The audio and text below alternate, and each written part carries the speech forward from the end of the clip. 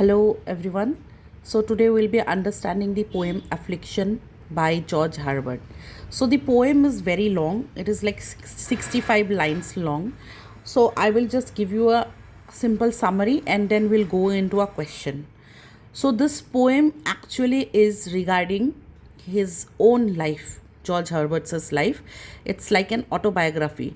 So when he went into priesthood, or when he became a priest, he was expecting many things from God.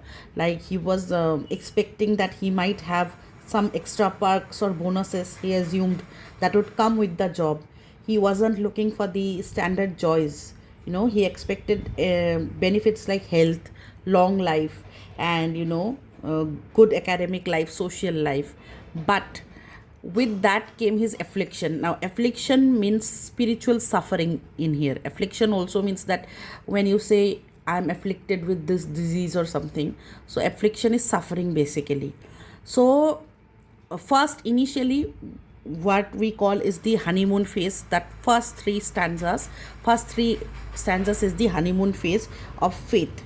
That is, like, he was enticed, that was, he was persuaded by God, or offer of pleasure was given by God, and he was persuaded to come into priesthood. Then it talks about the when the sweetness goes away, when his flesh began to experience sickness, and when his consumption started. Consumption is actually tuberculosis. He was afflicted with tuberculosis at that point of time, and he also died very young at 39 due to consumption, that is due to tuberculosis. So first is the honeymoon phase, where he says that he was enticed by the God. He was persuaded in lieu of pleasures and all. Then second, he was afflicted and he loses all his faith. He's like, why I am suffering, why I was I was to get all the heavenly treasures, but all I got was this affliction. So all of this, he was very disheartened.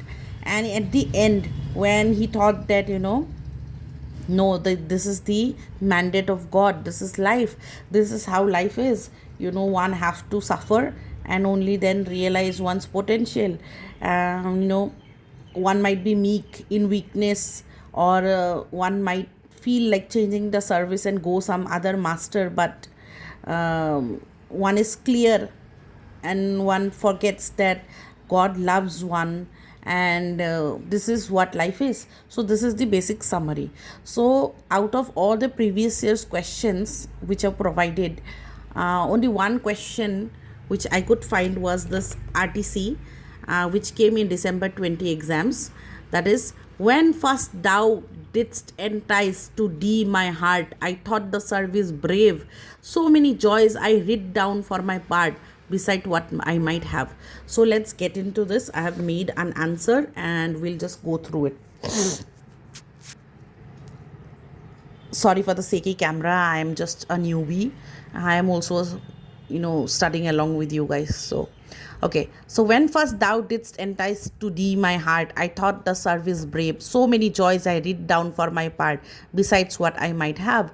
Now these lines are the opening stanza of George Herbert's autobiographical and deeply personal poem, The Affliction. In this poem, Herbert documents his complex, often turbulent relationship with his spiritual vocation. Unlike the structured allegory of the pulley, this poem is a psychological journal of his soul, moving from youthful idealism to the harsh realities of spiritual service. Now, what is the context? The first honeymoon phase of faith. The stanza captures the initial allure of a religious life. Herbert reflects on time when he first felt called to God's service. At that moment, he viewed the service of God not as a sacrifice, but as a brave, splendid, or novel adventure. So the first line, when first thou didst entice to thee my heart, Herbert refers to his early conversion or his initial decision to enter the priesthood. This is a provocative word choice. It suggests that God lured him in almost like a lover or a recruiter.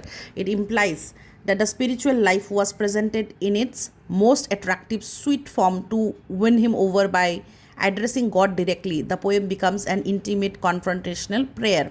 So again, what it is saying, that at first God lured him in like a lover or a recruiter, to he implies that he thought that the spiritual life was presented in such an attractive way. Then the second is, I thought the service brave. This refers to his life's work as a minister and a servant of God. In the 17th century English, brave did not just mean courageous, it meant splendid, noble, or magnificent. He expected the religious life to be a glorious, high status adventure. He saw it as a heroic path that would bring personal fulfillment and perhaps social distinction. Then we come to the third, so many joys. I read down for my part. Herbert uses the metaphor of an accountant or a merchant. He literally itemized the benefits he expected to receive. This suggests a contractual mindset. He felt that if he gave his life to God, God was obligated to provide a specific amount of happiness in return. He was keeping a ledger of expected blessings, peace of mind, intellectual success, and spiritual ecstasy. And the last line here says that besides what I might have, this refers to the extra perks or bonuses he assumed would come with the job. He wasn't just looking for the standard joys, he expected fringe benefits, perhaps health, long life, and the cream of academic or social life. It underscores his total lack of preparation for the affliction, suffering that was actually coming. उसके बाद I've just mentioned some critical significance. What is the significance of the poem structure? The setup is that you'll get honey, milk, flowers, consort. And what was the reality is that he got affliction. Okay, and at last we'll just say that this stanza teaches that a spiritual path often begins with milk and honey, consolation, to draw the soul in, but eventually moves towards the desert desolation to test the soul's true loyalty.